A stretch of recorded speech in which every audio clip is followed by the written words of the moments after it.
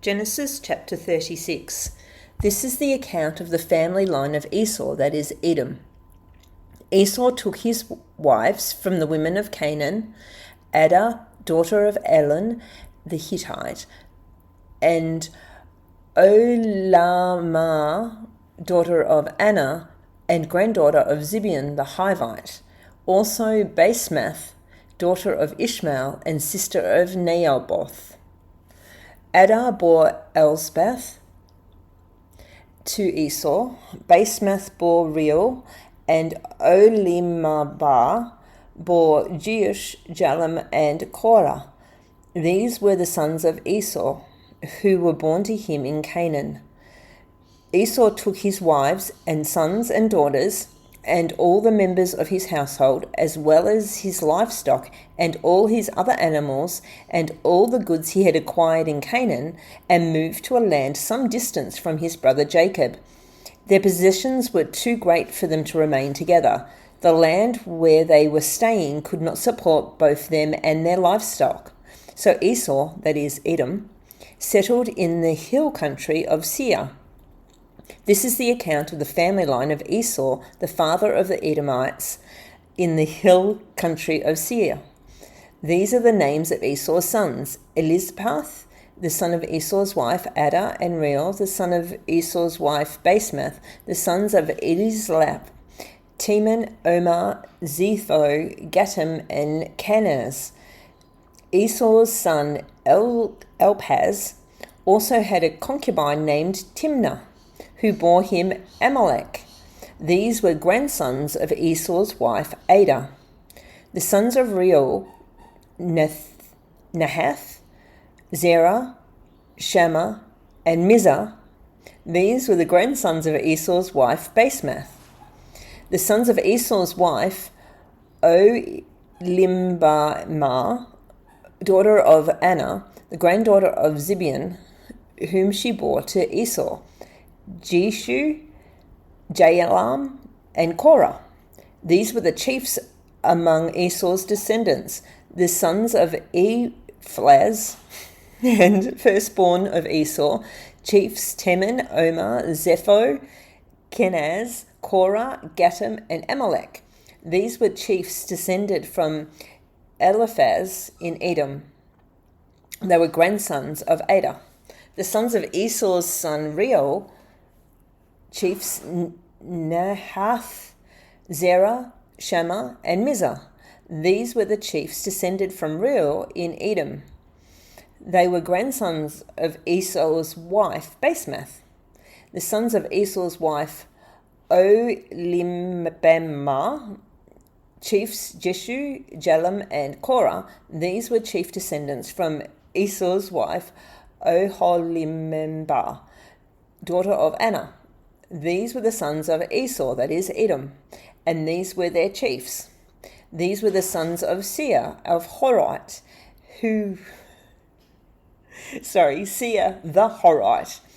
who were living in the region: Lotan, Shobal, Zibeon, Anna, Dishon, Ezer, and Dishon. That's Dishon and Dishan. These sons of Seir in Edom were Horite chiefs. The sons of Lotan, Hori, and Homam. Timnah was Lotan's sister. The sons of Shobal, Elvan, Manahath, Elba, Shepho, and Oman. The sons of Zibeon, Ai and Ani. This is the Ani who discovered the hot springs in the desert while he was grazing for the donkeys with his father Zibeon. The children of Anna, Dishon and Oholibamah, daughter of Anna. The sons of Dishon, Hemdan, Eshban, Ithran, and Keran. The sons of Ezer, Bilhan, Zavan, and Akan. The sons of Dishan, Uz, and Aaron. These were the Horite chiefs: Lotan, Shobal, Zibeon, Anna, Dishon, Ezer, and Dishan. These were the Horite chiefs according to their divisions in the land of Seir. These were the kings who reigned in Edom before any Israelite king reigned. Bela, son of Beor, became king of Edom. His city was named Dinhabah. When Bela died, Joab, son of Zerah from Bozrah, succeeded him as king. When Jobab died, Husham from the land of Temanites succeeded him as king. When Husham died, Hadad, son of Bedad, who defeated Midian in the country of Moab, succeeded him as king. His city was named Avith. When Hadad died, Samlah the Masrekah succeeded him as king. When Samlah died, Shaul from Rehoboth on the river succeeded him as king. When Shaul died, Baal-Hanan, son of Abkor, succeeded him as king. When Baal-Hanan, son of Abkor, died, Hadad succeeded him as king. His city was named Pau, and his wife's name was Mehibatabel, daughter of Matred, the daughter of Mezahab. These were the chiefs descended from Esau by name according to their clans and regions: Timnah, Alva, Jephthah, Oholibah, Elah, Pinon, Kenaz, Teman, Mizpah, Magdiel, and Iram. These were the chiefs of Edom according to their settlements in the land they occupied. This is the family line of Esau, the father of the Edomites. Genesis chapter 37. Jacob lived in the land where his father had stayed, the land of Canaan. This is the account of Jacob's family line. Joseph, a young man of 17, was tending the flock with his brothers, the sons of Bilhah and the sons of Zilpah, his father's wives, and he brought their father a bad report about them. Now Israel loved Joseph more than any of his other sons, because he had been born to him in his old age, and he made an ornate robe for him. When his brothers saw that their father loved him more than any of them, they hated him and could not speak a kind word to him. Joseph had a dream, and when he told it to his brothers, they hated him all the more. He said to them, "Listen to this dream I had. We were binding sheaves of grain out in the field when suddenly my sheaf rose and stood upright while your sheaves gathered around mine and bowed down to it." His brothers said to him, "Do you intend to reign over us? Will you actually rule us?" And they hated him all the more because of his dream and what he had said. Then he had another dream, and he told it to his brothers. "Listen," he said, "I had another dream, and this time the sun and the moon and 11 stars were bowing down to me." When he told his father as well as his brothers, his father rebuked him and said, "What is this dream you had? Will your mother and I and your brothers actually come and bow down to the ground before you?" His brothers were jealous of him, but his father kept the matter in mind. Now his brothers had gone to graze their father's flocks near Shechem, and Israel said to Joseph, "As you know, your brothers are grazing the flocks near Shechem. Come, I am going to send you to them." "Very well," he replied. So he said to him, "Go and see if all is well with your brothers and with the flocks, and bring word back to me." Then he sent him off from the valley of Hebron. When Joseph arrived at Shechem, a man found him wandering around in the fields and asked him, "What are you looking for?" He replied, "I'm looking for my brothers. Can you tell me where they are grazing their flocks?" "They have moved on from here," the man answered. "I heard them say, 'Let's go down to Dothan.'" So Joseph went after his brothers and found them near Dothan. But they saw him in the distance, and before he reached them, they plotted to kill him. "Here comes that dreamer," they said to each other. "Come now, let's kill him and throw him into one of the citizens and say that a ferocious animal devoured him, and then we'll see what comes of his dreams." When Reuben heard this, he tried to rescue him from their hands. "Let's not take his life," he said. "Don't shed any blood. Throw him into the citizen here in the wilderness, but don't lay a hand on him." Reuben said this to rescue him from them and take him back to his father. So when Joseph came to his brothers, they stripped him of his robe, the ornate robe he was wearing, and they took him and threw him in the cistern. The cistern was empty, and there was no water in it. As they sat down to eat their meal, they looked up and saw a caravan of Ishmaelites coming from Gilead. Their camels were loaded with spices, balm, and myrrh, and they were on their way to take them down to Egypt. Judah said to his brothers, "What will we gain if we kill our brother and cover up his blood? Come, let's sell him to the Ishmaelites and not lay our hands on him. After all, he is our brother, our own flesh and blood." His brothers agreed.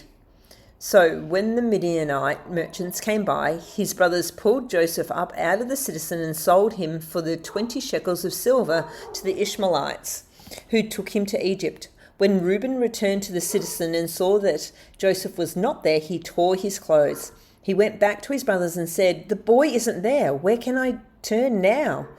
Then they got Joseph's robe, slaughtered a goat, and ripped the robe in blood. They took the ornate robe back to their father and said, "We found this. Examine it to see whether it is your son's robe." He recognized it and said, "This is my son's robe. Some ferocious animal has devoured him. Joseph has surely been torn to pieces." Then Jacob tore his clothes, put on a sackcloth, and mourned for his son many days. All his sons and daughters came to comfort him, but he refused to be comforted. "No," he said, "I will continue to mourn until I join my son in the grave." So his father wept for him. Meanwhile, the Midianites sold Joseph in Egypt to Potiphar, one of Pharaoh's officials, the captain of the guard. Genesis chapter 38. About this time, Judah left home and moved to Adullam, where he stayed with a man named Hira.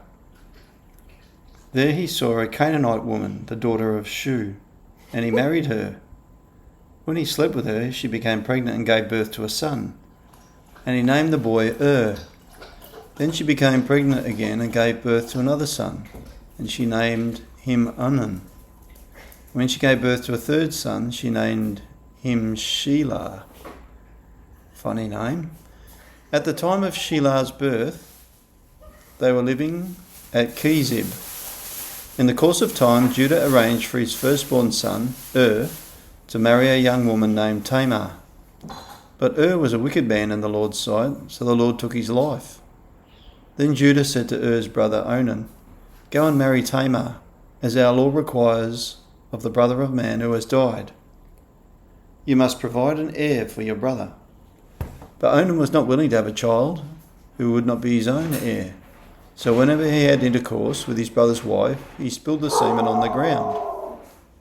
This prevented her from having a child who would belong to his brother. But the Lord considered it evil for Onan to deny a child to his dead brother. So the Lord took Onan's life too. Then Judah said to Tamar, his daughter-in-law, "Go back to your parents' home and remain a widow until my son Shelah is old enough to marry you."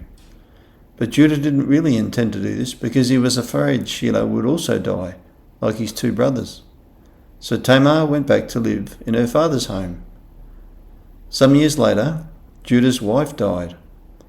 After the time of mourning was over, Judah and his friend Hira and the Adullamite went up to Timnah to supervise the shearing of his sheep. Someone told Tamar, "Look, your father-in-law is going up to Timnah to shear his sheep." Tamar was aware that Shelah had grown up, but no arrangements had been made for her to come and marry him. So she changed out of her widow's clothing and covered herself with a veil to disguise herself. Then she sat beside the road at the entrance to the village of Enaim, which is on the road to Timnah. Judah noticed her and thought she was a prostitute, since she had covered her face. So he stopped and propositioned her. "Let me have sex with you," he said, not realizing that she was his own daughter-in-law. "How much will you pay to have sex with me?" Tamar asked. "I'll send you a young goat from my flock," Judah promised. "But what will you give to me to guarantee that you will send the goat?" she asked. "What kind of guarantee do you want?" he replied. She answered, "Leave me your identification seal and its cord and the walking stick you are carrying." So Judah gave them to her. Then he had intercourse with her and she became pregnant. Afterwards she went back home, took off her veil and put on her widow's clothing as usual. Later, Judah asked his friend Hira, the Adullamite, to take the young goat to the woman and to pick up the things he had given her as his guarantee. But Hira couldn't find her. So he asked the men who lived there, "Where can I find the shrine prostitute who was sitting beside the road at the entrance to Enium?" "We've never had a shrine prostitute here," they replied. So Hira returned to Judah and told him, "I couldn't find her anywhere, and the men of the village claimed they'd never had a shrine prostitute there." "Then let her keep the things I gave her," Judah said. "I sent the young goat as we agreed, but you couldn't find her. We'd be the laughing stock of the village if we went back again to look for her." About 3 months later, Judah was told, "Tamar, your daughter-in-law, has acted like a prostitute, and now, because of this, she's pregnant. Bring her out and let her be burned," Judah demanded. But as they were taking her out to kill her, she sent this message to her father-in-law: "The man who owns these things made me pregnant. Look closely, whose seal and cord and walking stick are these?" Judah recognized them immediately and said, "She is more righteous than I am, because I didn't arrange for her to marry my son Shelah." And Judah never slept with Tamar again. But the time came for Tamar to give birth. It was discovered that she was carrying twins. While she was in labour, one of the babies reached out his hand. The midwife grabbed it and tied a scarlet string around the child's wrist, announcing, "This one came out first." But then he pulled back his hand, and out came his brother. "What?" the midwife exclaimed. "How did you break out first?" So he was named Perez. Then the baby with a scarlet string on his wrist was born, and his name was Zerah. And that's goodbye from me. And goodbye from me.